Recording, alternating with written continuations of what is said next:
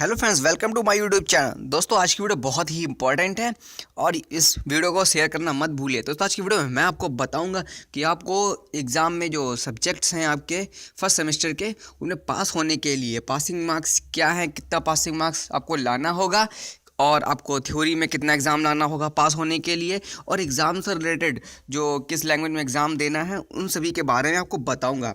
तो दोस्तों, जैसा कि आप सभी जानते हैं कि आपको फरवरी 2019 के जो लास्ट तक आपको ये कोर्स पूरा करना है, और इसमें जो है क्या कहते हैं, आपके 4 प्रायोगिक विषय हैं और आपके जो 10 जो हैं वो थ्योरेटिकल विषय होंगे पूरे आपके 4 सेमेस्टर में।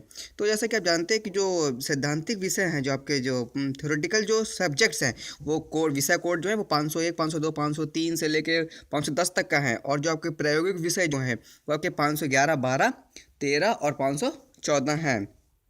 सिद्धांत विषय के 2 भाग हैं, अर्थात सिद्धांत भाग जिसकी बाह्य परीक्षा 70 अंकों की होगी और आंतरिक मूल्यांकन 30 अंकों का होगा। कहने मतलब ये कि जो थ्योरेटिकल जो आपका सब्जेक्ट है वो आपका जो 70 मार्क्स का होगा, और जो प्रैक्टिकल जो आपका होगा, जो प्रायोगिक जो होगा वो आपका 30 मार्क्स का होगा। इसका मूल्यांकन लिखित कार्यों के माध्यम से किया जाएगा। बाह्य परीक्षा और मूल्यांकन कार्यों दोनों के लिए उत्तीर्ण अंक 40% है। कहने का मतलब ये है कि जैसा कि बाह्य परीक्षा जो है, जो परीक्षा जो थ्योरेटिकल एग्जाम जो है वो अगर 70 मार्क्स का आपका है तो आपको 28 मार्क्स उसमें लाने होंगे, और जो आपका 30 मार्क्स का आपका जो प्रायोगिक जो सब्जेक्ट्स जो है, प्रैक्टिकल सब्जेक्ट जो है, उसमें आपको 40% लाना होगा। 40% जो हुआ 30 नंबर, 40% जो हुआ वो 12 हुआ, 12 मार्क्स लाना होगा, जो कि अलग अलग भी होने चाहिए। मतलब आपको अलग अलग 40% जो है होना चाहिए। अलग अलग अगर करा जाए तो भी 40% हो, और क्या कहते हैं समेकित भी 40% होना चाहिए अलग अलग। ऐसा नहीं है कि थ्योरी प्रैक्टिकल मिला लीजिए एक बार, थ्योरी प्रैक्टिकल मिला के और फिर प्रैक्टिकल और थ्योरी सेपरेट सेपरेट भी 40% होना चाहिए। प्रायोगिक विषयों के लिए उत्तीर्ण अंक प्रत्येक विषय में 50% हैं। जो आपको प्रैक्टिकली जो सब्जेक्ट जो है आपका 511, 512, 513 और 514, इसमें जो है प्रत्येक विषय में आपको 50% मार्क्स लाना होगा। उन्हें 50% तो मार्क्स लाना होगा। पाठ्यक्रम को उत्तीर्ण पूरा करने के लिए आपको सभी विषयों में अलग अलग उत्तीर्ण होना होगा और समेकित रूप से 45% अंक प्राप्त करने होंगे। मतलब जब आपका 4th सेमेस्टर जब पूरा हो जाएगा, 4th सेमेस्टर पूरा होने के बाद आपको सारे सब्जेक्ट, जैसे कि जानते हैं 501, 502 और लेके 510 तक का जितना भी सब्जेक्ट होगा उसमें आपको अलग अलग पास होना जरूरी है। और टोटल जो आपको मार्क्स होगा डिग्री से, मतलब जो 7 सब्जेक्ट की जो मिलाकर जितना मार्क्स होगा आपका 45% मार्क्स होना बहुत ज़रूरी है। इस पाठ्यक्रम में शिक्षण अधिगम प्रक्रिया के पूरे होने के बाद आयोजित होने वाली सत्रांत परीक्षा के दौरान सभी विषय उत्तीर्ण करने होंगे। मूल्यांकन कार्यों और उनके अंकों का जमा किया जाना। अनुदेशनात्मक प्रणाली में पाठ्यक्रम आधारित असाइनमेंट कार्य एक एकीकृत और अनिवार्य भाग है। असाइनमेंट कार्य एनओएस की वेबसाइट d.el.ed.nios.ac.in से डाउनलोड भी कर सकते हैं और अध्ययन केंद्र में जमा कर सकते हैं।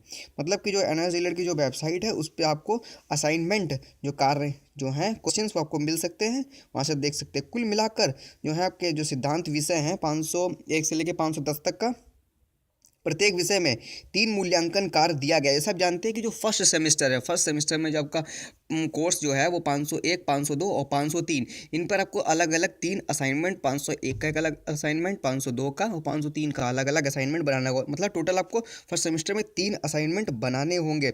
इसके उत्तीर्ण अंक मतलब 40%, जो मतलब 30 नंबर का जो 40% जो हुआ वो 12 मार्क्स हुआ।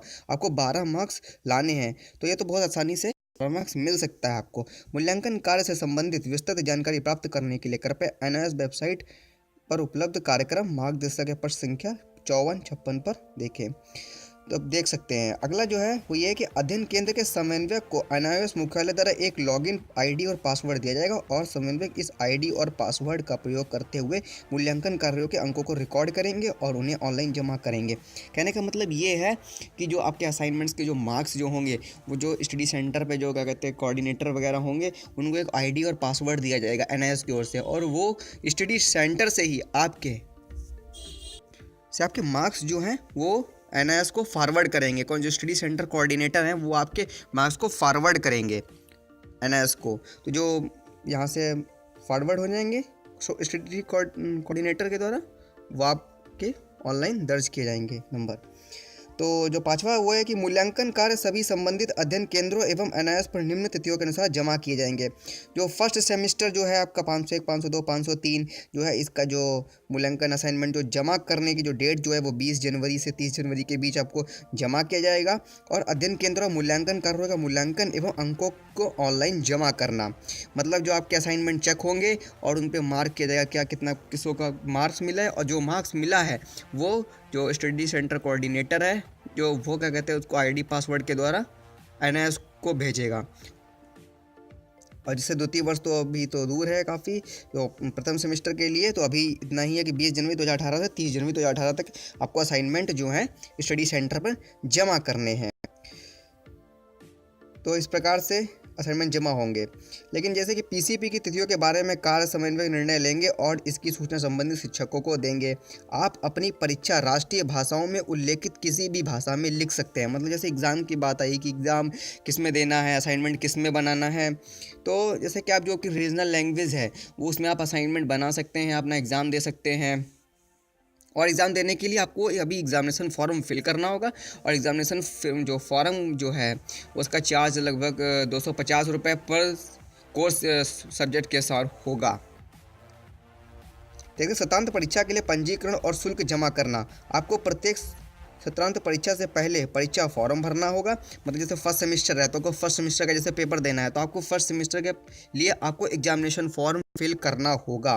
आप जिन विषयों की परीक्षा देना चाहते हैं, जैसे कि फर्स्ट सेमेस्टर में 3 सब्जेक्ट हैं, तो आपको 250 रुपये प्रत्येक विषय प्रत्येक प्रयास का शुल्क भी भुगतान करना होगा। जैसे आपके 3 सब्जेक्ट हैं फर्स्ट सेमेस्टर में तो 250 रुपये एक सब्जेक्ट का पड़ेगा। 3 सब्जेक्ट का आपका 250 3 बार आपको देना होगा तीनों सब्जेक्ट्स के लिए। और जैसे कि अगर आप क्या कहते हैं किसी भी जैसे सेमेस्टर पहला सेमेस्टर है, अगर आपके मान लीजिए 501 में कुछ मार्क्स कम आ गए और आप उनको उस मार्क्स को क्या करना चाहते हैं, इम्प्रूव करना चाहते हैं अगर मार्क्स को, तो आप जो नेक्स्ट जो सेमेस्टर है सेकेंड सेमेस्टर में आप जब एग्जामिनेशन फॉर्म फिल होगा तो आप फर्स्ट सेमेस्टर का भी फिल कर सकते हैं और वहाँ पे आप अपना जो मार्क्स जो है वो इम्प्रूवमेंट कर सकते हैं अपने सब्जेक्ट के मार्क्स में। लेकिन फिर आपको 250 रुपये फिर से आपको पे करना होगा इम्प्रूवमेंट के लिए। तो हर बार आयोजित की जाने वाली सिद्धांत विषयों के लिए सत्रांत परीक्षा हेतु परीक्षा केंद्र विभिन्न विद्यालयों संस्थाओं में स्थापित किए गए हैं और परीक्षा आरंभ होने से पहले हॉल टिकट एनआईएस की वेबसाइट पर उपलब्ध कराया जाएगा। आप एनआईएस द्वारा हर बार आयोजित की जाने वाली परीक्षा में सभी पाठ्यक्रमों की परीक्षा दे सकते हैं। परीक्षा के लिए पंजीकरण और परीक्षा शुल्क जमा करने की सुविधा केवल ऑनलाइन स्वीकार की जाएगी। आप पंजीकरण की अवधि के दौरान एनआईएस वेबसाइट पर लॉगिन कर सकते हैं और परीक्षा में बैठने के लिए पंजीकरण करा सकते हैं। मतलब ये जो फीस वगैरह जमा होगी आपकी एग्जामिनेशन फॉर्म जो है वो सब ऑनलाइन ही होगा। अभी एनआईएस ने ऐसा कुछ अपडेट दिया नहीं है एग्जामिनेशन फॉर्म से रिलेटेड, और जैसा ही जल्दी आएगा हम आपको जानकारी पहुंचाएंगे। दोस्तों, अगर आपको हमारी वीडियो अच्छी लगे तो वीडियो को लाइक कीजिए, और आपने हमारा चैनल अभी तक सब्सक्राइब नहीं किया तो हमारे चैनल सब्सक्राइब कीजिए। धन्यवाद। मिलते हैं अगली वीडियो में कुछ नई जानकारी के साथ।